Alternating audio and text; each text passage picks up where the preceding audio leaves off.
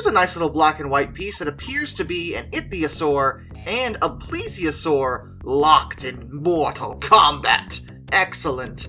A lot of early paleoart actually featured especially plesiosaurs very commonly. I guess the fascination with weird leviathan sea serpents probably encouraged paleo artists to want to draw this type of creature. But there's so much wrong with this from a scientific perspective that I feel the need to mention it. First of all, let's talk about the ichthyosaur. In terms of actual body structure here, I mean, it's hard to tell exactly what species this would be, but it doesn't look too wrong. It does look like an ichthyosaur. Except it's got those two blowholes. Now, ichthyosaurs did have two breathing holes on the top of their snouts, like a nose. But they aren't believed to have functioned in the way a blowhole would on a whale or dolphin. So this whole fountain of water thing we got going on from the two of them probably wasn't something that was normal. I mean, ichthyosaurs did breathe air, and they would have breathed through those holes, but the whole, weird fountain thing is just throwing me off pretty badly.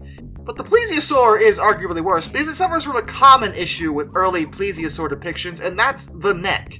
This whole raised neck thing, where plesiosaurs are able to arc their necks upward like a cobra, just isn't possible. Like, literally, they wouldn't have been able to do it. The structure of their necks just doesn't allow for this positioning. So that's wrong already, but can we talk about the fact that they're locked in combat on the surface of the ocean? Like, these creatures would not have wanted to surface for a fight under any circumstances. They were purely aquatic animals, so if they really were getting into a territorial disagreement, they would not be at the surface at all. But as we'll see in some future entries, the plesiosaur in particular really seems to like being not in the water according to old school paleo artists. Now we're getting into some good stuff. Well, first of all, we have another plesiosaur. It looks more like a dragon than anything, if I'm being honest. What's with the forked tongue? Never been proven that they would have had forked tongues, and the arching of the neck, and being out of the water, and really everything about this is wrong. I have no idea what anything else in the picture is supposed to be. This looks like, to be honest, it looks kind of like some kind of lizard that was run over by a car. Kind of where I'm at with it. This dude just hanging out. Just chilling. Again, don't really know what his deal is. And that flying reptile in the background, again, I don't actually know what that's supposed to be. It looks like a dude dressing up like a flying reptile. Like one of those deals. Like it's a Halloween costume. It's kind of where we're at. The trees and stuff is very nice. There's a erupting volcano in the background, so they should probably get out of there. And I don't know. I guess the ocean's on fire because of that. Let's just move on. There's a lot going on here that I don't even want to begin to understand. This one isn't too bad. Much better than the last one, certainly. But it kind of serves as an example for early theropod misunderstanding. What we're looking at is actually a very nice piece of artwork of the Tarbosaurus, close relative of Tyrannosaurus, and an unknown armored dinosaur, maybe a Notosaurus? That's the one it looks the most like, but who knows anyway. That doesn't look so bad, without knowing exactly what species it is, it's hard to say, but that does look like a pretty serviceable armored dinosaur. But the Tarbosaurus has some issues, as much like the Tyrannosaurus and pretty much most of the large theropods that were drawn. An early thought was that their tails were used for balance, but their way of doing it was taken much more literally back then. Now we know they had a much more elongated posture. Their tails were held out and used to balance the other side of their bodies while their legs walked in between, obviously. But in the early days, and mind you, this painting's from the 50s, they thought the tails were actually used to quite literally balance them on the ground, like a cane, and they'd simply drag their tails behind them. Because another one of the old school opinions on dinosaurs in general was that they were slow, dumpy lizards, not the fast, agile predators that a lot of them are known to be nowadays. This old school tail-dragging posture was meant to be reminiscent of that earlier depiction of them. And it's just wrong. The T-Rex, or Tarbosaur, whichever, would not have actually stood up this way. In fact, their bone structure is such that they probably would have been in pain attempting to be in this particular position.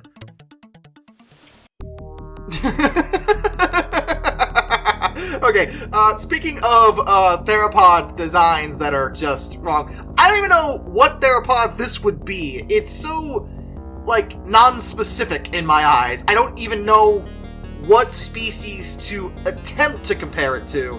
All I know is it shouldn't be dragging its tail on the ground, and it just looks kind of like a salamander with really long legs, in my mind. And again, we have the plesiosaurs, which look very snaky in this particular depiction. At least the one on the ground isn't holding its head completely upright, so that's a bit more accurate. And an early thought was that plesiosaurs would actually regularly be able to crawl on land with their flippers like sea turtles. Modern data has shown that this probably wouldn't have been possible, and if a plesiosaur wound up out of the water on a beach, they would be stuck and probably killed very quickly. Just like this one. So again, there's some accuracy in that regard, but the one in the background is holding its head up, and look at his face. That's an amazing face. He's got the forked tongue, and he's just like, nyeh. Actually, no, now that I think about it, he reminds me of Kaa from the Jungle Book. Trust in me. Like, that's where he's at. Maybe he's trying to hypnotize the theropod over there to save his friend from being eaten or something. There also seems to be a creature in the back. No idea what that is, or what that is. Is that a turtle? What? I don't know, man. I have no idea. Oh, the poor Megalosaurus. The Megalosaurus was a genus of large theropod dinosaurs that lived in the Middle Jurassic period in what is now southern England, and they were discovered extremely early. First identified in 1824, and the first genus of non-avian dinosaur to be validly named. However, back then, the understanding of these creatures was very, very, very, very wrong in almost every way. That's because paleontology as a field was barely a thing. Anyone researching these creatures was coming to terms with the fact that these ancient creatures existed at all and went extinct, as there was a time when it was believed that God would never have allowed any creature he created to ever go extinct. Nowadays, we know that there's been plenty of creatures on this planet, whether you believe in God or not, that have in fact gone extinct. And one of them was the Megalosaurus. Coupled with the misunderstanding of dinosaurs in general was the misunderstanding of how to put bones back together. As you may have noticed, this really couldn't be more wrong. The Megalosaurus had an upright posture on two legs, similarly to a T-Rex. But earlier mock-ups of how the bones went together, and drawings obviously, made them quadrupedal wolf-crocodile hybrid things, not even in the same ballpark of what we now know them to be. I do like how the artist has rendered them like real animals though. There's even one sleeping in the background, that's kind of cute. And the inaccuracy going on here just has to do with a lack of understanding, not any intentional error from the artist. Also, no idea what the flying reptiles in the background are, yet again. A lot of paleo artists just put them in the background wherever, and yeah, they probably would have been, that's fair, but I don't know what they would be. The Megalosaurus would actually go through a lot of phases as knowledge was gathered and we learned to reconstruct them properly. And eventually it was determined that they walked on two legs. In fact, here's another early piece of paleo art featuring the Megalosaurus and... Okay, sorry, Okay, look. In many ways, it's a lot more accurate than what we were just looking at, in terms of scientific. I mean, for one thing, it's on two legs, and it actually has that elongated, fast stance that we know theropods would have had. The tail is held upright, and their torso is further down to balance each other out. But they gave it this tiny, narrow head, and that's not right. Most theropods would have had a pretty decent-sized cranium, and the legs are just so long. And his feet are so tiny underneath these massive legs. Like, the proportions are all over the place with this thing. It looks so bizarre. But I guess in the technical sense, it is closer to what we would eventually learn was the way the Megalosaurus looked. It only took us about 2 centuries to figure it out. Okay, alright, this is supposed to be a Labyrinthodon salamandroids. The problem with that is that Labyrinthodonts as a thing aren't really considered a thing anymore. It's an informal grouping of extinct predatory amphibians. They aren't dinosaurs, and they aren't lizards, and they aren't even really a thing because Labyrinthodontia doesn't actually form a monophyletic group. And most modern researchers have completely abandoned using it at all because it doesn't really refer to any one thing. Species that used to be classed under it have been shuffled around to more specific and more scientific groupings, like Batrachomorpha. Creatures like this, like Brachiosaurus, are, as I said, amphibians, and pretty much don't look anything like this. They got the 4 legs right, and the number of toes seems fairly correct, but other than that, the scales on the face and body are completely wrong. They were amphibians, they would not have had scales, and the body shape is so bizarre to me. It's got like this hunchback thing going on, and it seemed like they were going for sort of a frog look, which is weird because of the scales. I mean, is it an amphibian or not? You made a lizard that looks like a frog with a dinosaur face. I have no idea. It's definitely bizarre, and of course this list only gets more bizarre from here. Oh my goodness, what have you done to this poor sauropod? What is... Oh no, that's not a... That's horrible! Okay, so... I don't know if I have to explain the problem with this, but I will. Let's ignore the obvious issue from the start and just go with the neck. Unless you were something like a brachiosaur, and this ain't, this is clearly something like an Apatosaurus or Diplodocus, those sauropods would not have arched their necks in this manner. This is a very old school idea that they would have raised their necks this high in an angular fashion. In reality, they probably literally couldn't have done this, and the necks were more elongated, held out. Their tails also would not have been dragged at all. They likely would have held them upright to balance out their long necks. These two factors are completely ignoring the elephant in the room, I know. What is going on with the legs? Well, the idea of this particular portrayal was to make them more lizard-like. Their legs are angled like many lizards have them, shifting in a quick angular way across the ground. But this is in no way how sauropods move, not even close. If the sauropod's legs ever looked like this, they were broken. And this poor animal would be in horrible, horrible pain, waiting for the slow march of death to take him. Well, it's definitely an interesting piece, and I'll give the artist props for imagination here, I suppose. Speaking of sauropods, this may not look as bad as the other one, and in most ways it isn't. The legs in this particular portrayal appear to be more along the lines of what we would expect. However, one thing truly bothered me about this one, and that's this particular neck. All their necks are pretty wrong, but this one, wow. Someone has suffered several significant fractures in their vertebrae because sauropods' necks were not nearly this flexible. They would not have been able to snake it around like, well, a snake would. Even this one holding it this far upright and back probably wouldn't have been possible. And these two in the back are a bit more reasonable, but it's this one that really gets me. It's like, why are you even doing that? Oh goody, now things are getting great. I'm so excited for this one. I'm not even sure what I'm looking at, but let's go with what I can know. We have a plesiosaur that's on the shore, like a sea turtle, which they couldn't have done, with its neck held upright, which it couldn't have done. We also have some ichthyosaurs here, just hanging out, poking their heads out on the shore to look at something. We'll get to that in a second. What I love about this, though, is that this kind of encompasses a lot of issues I have with old paleoart, because apparently they thought that ichthyosaurs and plesiosaurs regularly just hung out on shore for reasons that I fail to understand. Why would they ever do this? I mean, they probably would have surfaced occasionally for air, but why would they come so close to shore? They're fish eaters. They have no reason here. This literally does nothing but put them at risk for being eaten by a predator.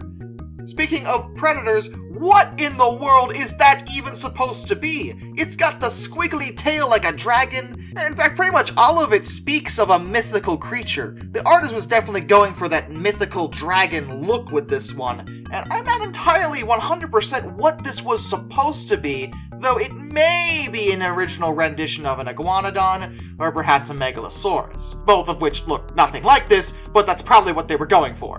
Back here, is that an ichthyosaur or is that a crocodile? It looks like it has regular feet. So I'm gonna go with crocodile, and that would make it a little more accurate, but it's got the ichthyosaurs right there and an ichthyosaur head going on, so I'm not even sure. We got some pterosaurs in the background because of course we do. Man, this is peak old school paleo art. I love it. Oh, Iguanodon. You poor soul. Along with the Megalosaurus, the Iguanodon was one of the first discovered and scientifically described dinosaurs. And boy howdy did they get it so wrong. And believe it or not, as wrong as this is actually a lot more on track compared to the way they originally thought it looked. But we're going to start with this.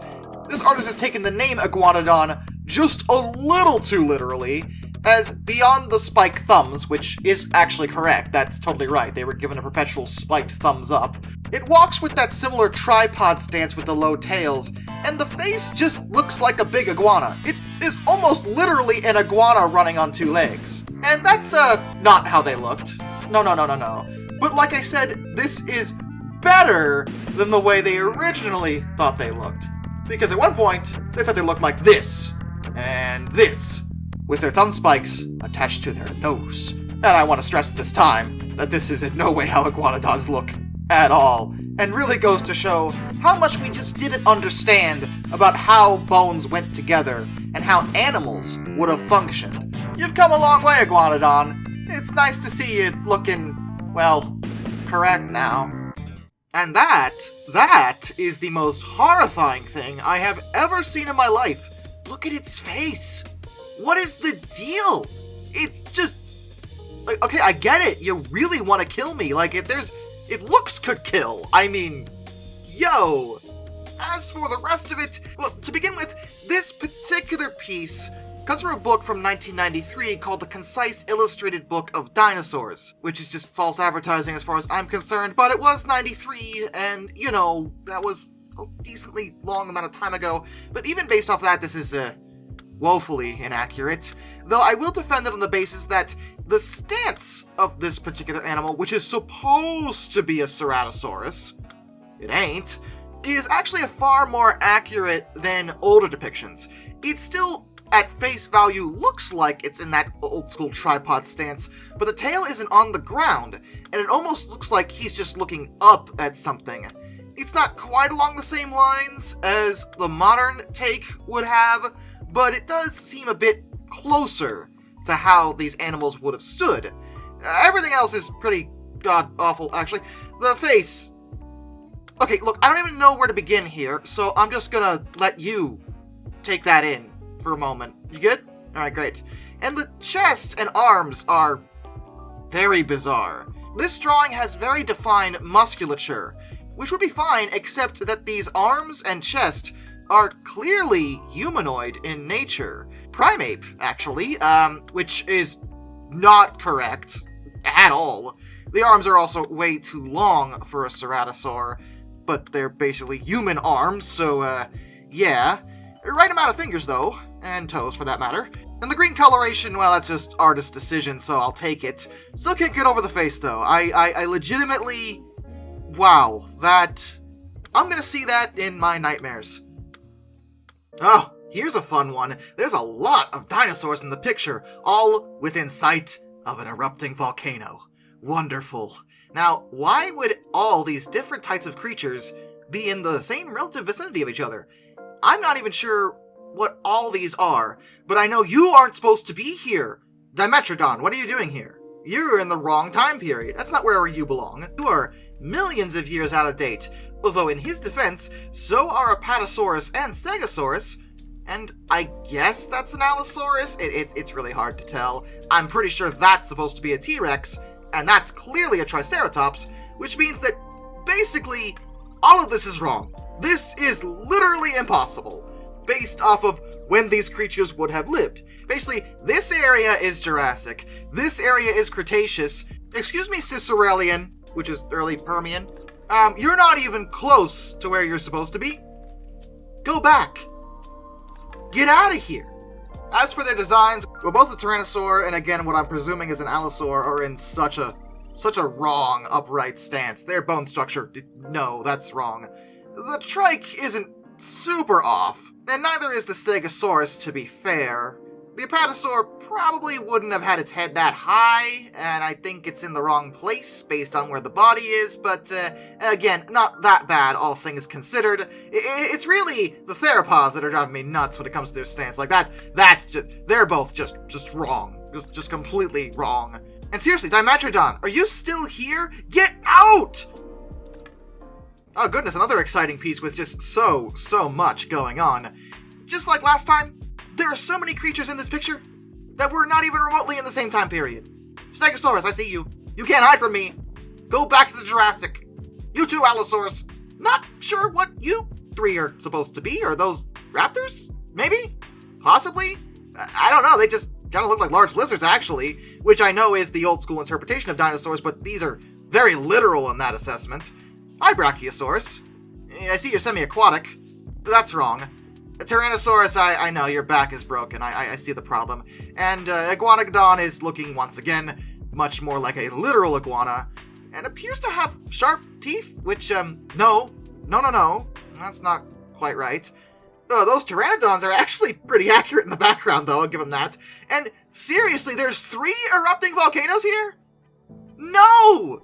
No, stop that! Oh, hi, Triceratops. I almost didn't see you back there. Excuse me, Dimetrodon. What did I tell you? Leave.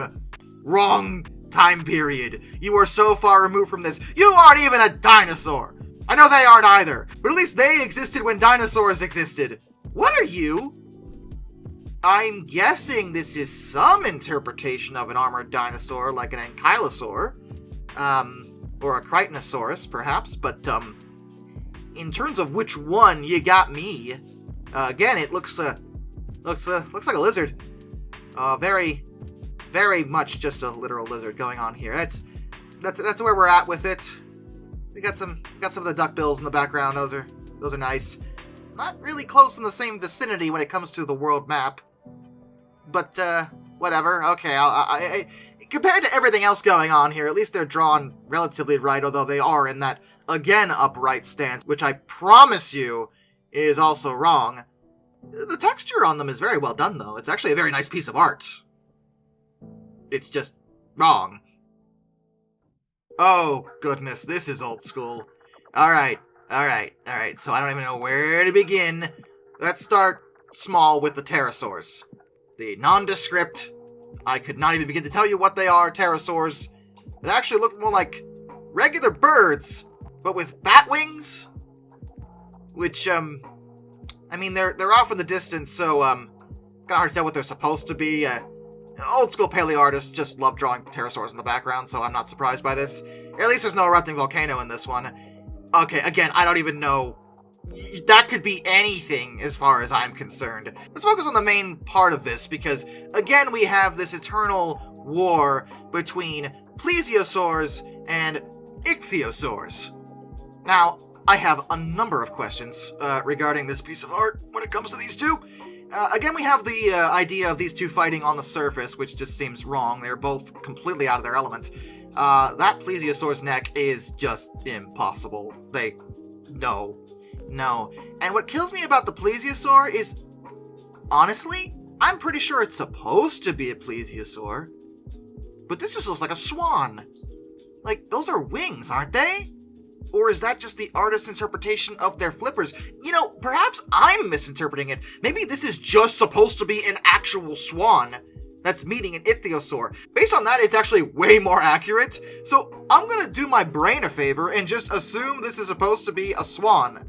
Why the artist would ever think that swans were alive at the same time as ichthyosaurs, I will never know. But it's a heck of a lot more accurate to a swan than a plesiosaur. As for the ichthyosaur, he is clearly on something. Look at his eye. He either ate something really bad or way too good, depending on your interpretation of the situation, but frankly, I'm not sure he's altogether sure of what's even going on right now. In fact, I'm almost sure that he doesn't know. His buddy in the background is just moving straight up. Because why not? And there's a swan back there. Or it could be a plesiosaur, but I hope not. Again, I would vastly prefer this be a swan than a plesiosaur. It is way more in line with what I would expect. This is a painting, for one thing, and it's absolutely gorgeous. The artist's name is on it, Heinrich Harder, and I don't want to...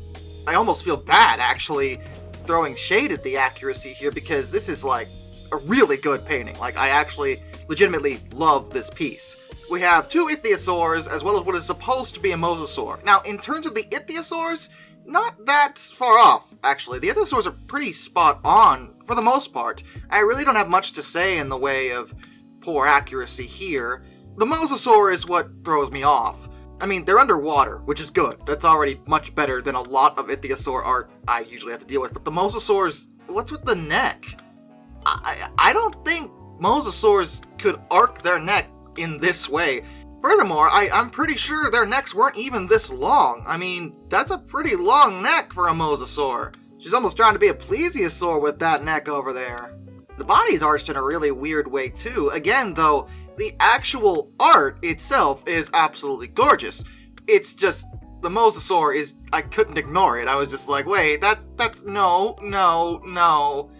I don't think that's how that works. Though admittedly, it does look like a scene right out of a prehistoric Little Mermaid, doesn't it? And I mean that in the best way possible. I finally got around to talking about one of these. One of these very, very specific brachiosaur outlooks that is a very dated opinion that pretty much no paleontologist on the planet worth their salt actually believes anymore, because it's just wrong. See, there was a time when paleontologists in general were struggling with the notion that large sauropods like Brachiosaurus were, well, absolutely enormous, way bigger than any other land-dwelling animal that we're currently aware of. How in the world did they support that great weight? It was difficult for them to figure out, and in the modern day we've learned a lot of things about this, the fact that they could in fact support their weight, even without being in water. But back in the day, one of the theories was that the reason their necks were so long was that they actually just poked their heads out of the water, and they stayed in the water pretty much all the time in order to support their great weight. Because when you're in the water, well, animals in the water can get much larger due to the physics involved with water. All things considered, I do concede that, first of all, this art is actually very nice. Second of all, the theory itself wasn't that outlandish based on what they knew at the time. They were just trying to figure out how these animals lived, and it wasn't like this was the craziest notion in the world, but if you think about it, it does kind of have a lot of issues.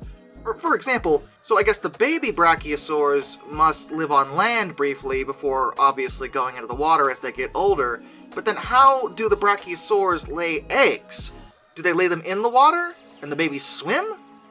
Or do they lay them on land? But if they lay them on land, that means they have to walk on land, which means they're capable of doing that. I mean, it's just one of many issues with this, because what if there's a dry spell? What if the lake or whatever they're in goes dry? What if the tide goes out? I mean, there's a lot of factors here to consider that really poke holes in how this could have worked. That being said, the actual design of the brachiosaur isn't that far off based on what we know.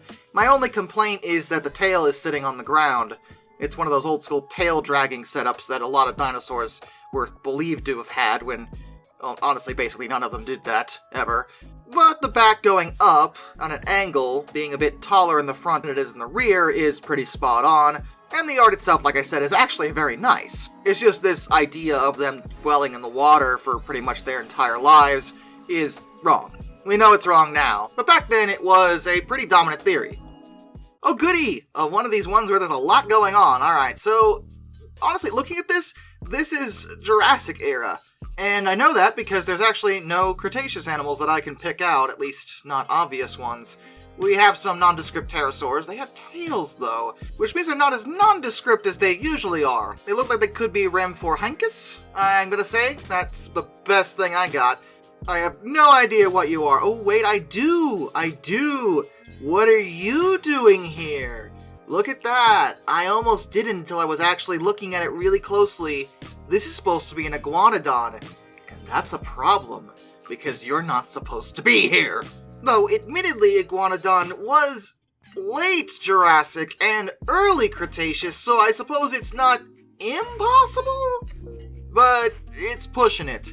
I believe this is supposed to be an apatosaur. It's got the tail dragon thing going on, that's wrong. There's a stegosaur down here, actually not looking that bad, all things considered. There's a lizard. No idea. And I don't know what these are supposed to be either. I guess they could be dinosaurs, or they could just be large lizards. It's kind of hard to say. You two! How dare you try to hide from me, plesiosaurs? You think you can escape my wrath? What are you doing on land? What are you doing raising your necks? That is such a... No, no. That is not how you're supposed to be. Get back in the ocean and stop snapping your own necks. Plesiosaurs couldn't do that. All in all, though, Not the worst we've ever seen, definitely. Oh my, no. I know what this is supposed to be.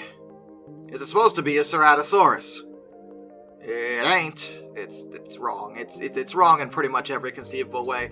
There's another erupting volcano that, frankly, I'm surprised we dodged that this whole time, because usually that would have happened way sooner. Anyway, I think the biggest issue I have with the Ceratosaur opinion is, first of all, it's in that tripod stance that is wrong. They would not have been this high up.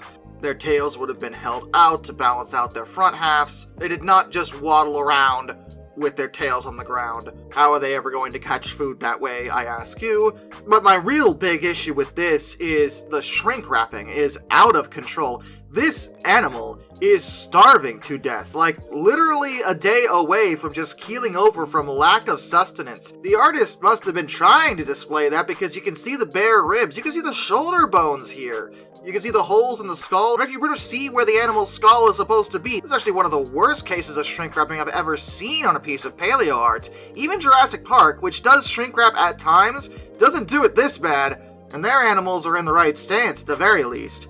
This animal clearly has not eaten in a month, and I'm not even altogether sure it's still alive. Look at that glazed over black eye. It's just like, the world is ending. My life is forfeit. No food. No sustenance. Only silence.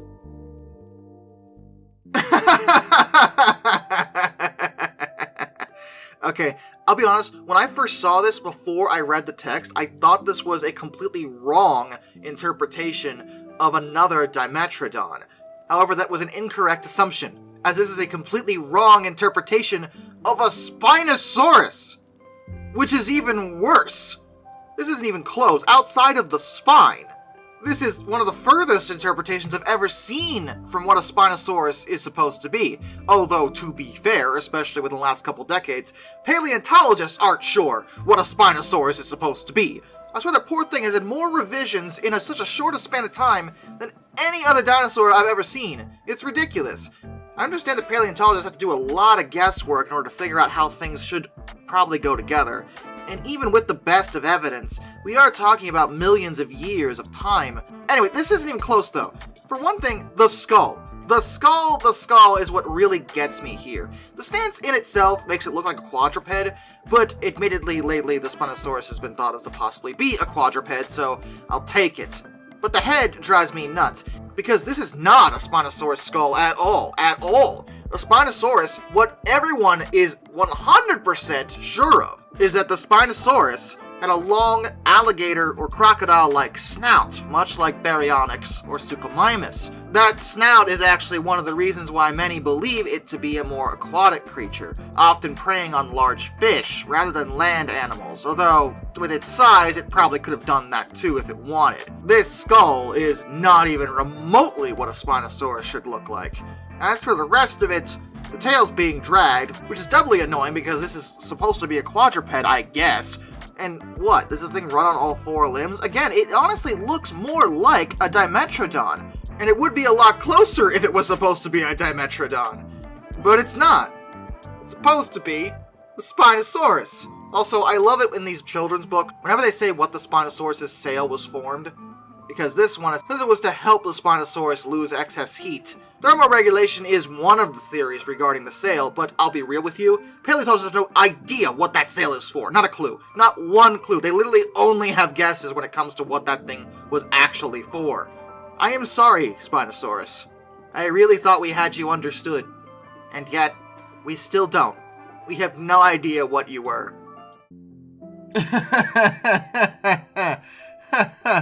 Oh, no. No. Woolly mammoth. What have you done to the woolly... That's not even... There's... Wow. Alright, so this is, I believe, based on sources, the first actual drawn reconstruction of the woolly mammoth. And I feel like a lot of this may not be due necessarily to a lack of artistic talent. There's a lot more going on here than just that. For one thing, where is the trunk? A woolly mammoth, like an elephant, has a trunk, and there is none. More alarmingly, they made the tusks go in opposite directions? I'm not even sure why they would have thought that it doesn't even look right. Why would they have thought that that would make sense? And they knew that it was closely related to an elephant, so again, not having a trunk seems like an auto mission. And elephant tusks don't do that, so I mean, if you were trying to relate it to modern animals, no. The actual body is so square. It's almost precisely a rectangle. And the bone structure of a woolly mammoth would not allow for that to work at all. And the eye placement is weird too. It seriously looks like they drew a rectangle and just stuck an eye on it and then put the little ears up there. Quite an unfortunate version of the woolly mammoth. They did put wool on it though. There's little hairs, so they knew that there was some, wool going into this. So, hey, that's something. Oh no. I don't have to guess at what this is supposed to be. It says Triceratops right there, but this poor animal is suffering. Look at his face. He's in agony. Perhaps a logical explanation for this is that this is what happened to the royal bloodline of the Triceratops. Just a lot of very similar DNA structures reproducing is what I'm trying to suggest here. That's really the best explanation I have for why this animal looks so disjointed in basically every conceivable way. What kills me is even, looking at it as a bad reconstruction, it doesn't even make sense in that regard because even the bones appear to be deformed. So I don't know what the deal is with this thing, or why the artist chose to draw it looking as if it is constantly in unspeakable agony. Oh good, none of those pieces with multiple animals in it. These are always fun. But at least most of the animals are clearly labeled. That means I don't have to guess at what everything is. What is with the paleo artist and the erupting volcanoes? This is not normal, okay? I don't care if it was prehistoric times. This didn't happen every day, okay? I understand that these artists like dramatic backdrops, but it's getting a little tiring now, isn't it? I don't know what those are in the background. They're definitely sauropods though, so fair enough. In the front here we have an Iguanodon who's looking, again, way too much like an actual iguana, taking the name way too literally. Also, he's standing very, very straight and narrow in that full tilt tripod stance. Top tier. This is like the Paleoart equivalent of T-posing. Very intimidating. T-Rex is doing something similar, and these two are just having a great conversation, actually. Not even mad at each other, there's no hunting. I mean, the Iguanodon's smiling. They're just like, oh, hey, Gary. Oh, hey, Tom. How you doing? Oh, I'm good. How's the wife and kids? Oh, Dad. Very old school lizard look for them, too, as there are visible scales just all over here. Especially T-Rex's underbelly. That is full tilt scaly going on there. Paleosaurus is a few million years out of date. Actually, Iguanodon is too, because Iguanodon was early Cretaceous. T-Rex was late Cretaceous. Hepatosaurus was Jurassic, though. Not even remotely. I see you, Stegosaurus. Don't you hide from me. Those plates are a dead giveaway. I know what you're about. You're not supposed to be here. Also, there was another animal that definitely shouldn't be in this art. And it's actually a primate. Sir, how did you get here? Is that van a time machine? You're not supposed to be here. And look, I get it. This was probably a children's book, and maybe it was drawn for scale. So, I'll ignore that. But, yeah, this is not the greatest piece of Paleoart I've ever seen in my life, as it's on the list. I really don't know what you expected me to say.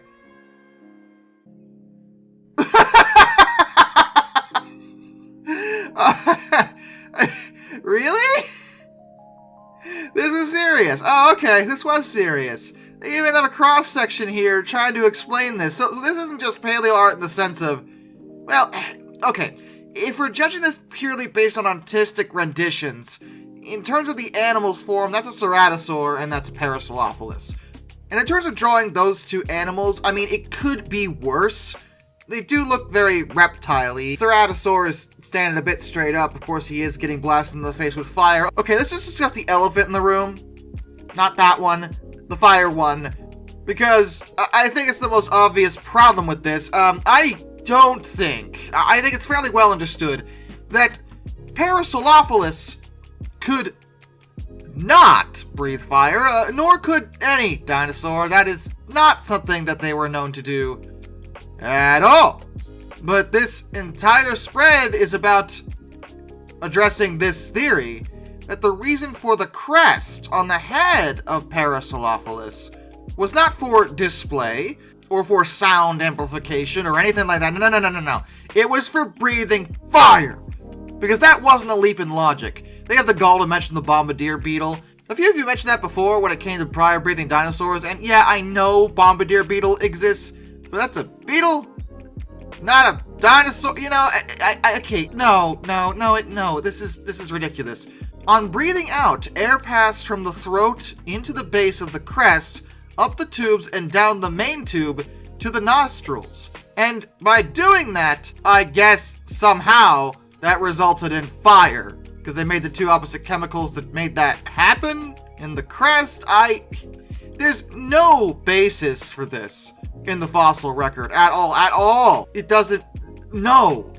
Because I'm going to be real with you, if the Parasaurolophus could breathe fire, I'm not sure that anything would have ever tried to eat them. Also, Ceratosaurus was an interesting choice to get hit in the face by fire, since, well, late Jurassic, late Cretaceous. Not even close. At all. But that seems minimal compared to, well, the searing flames.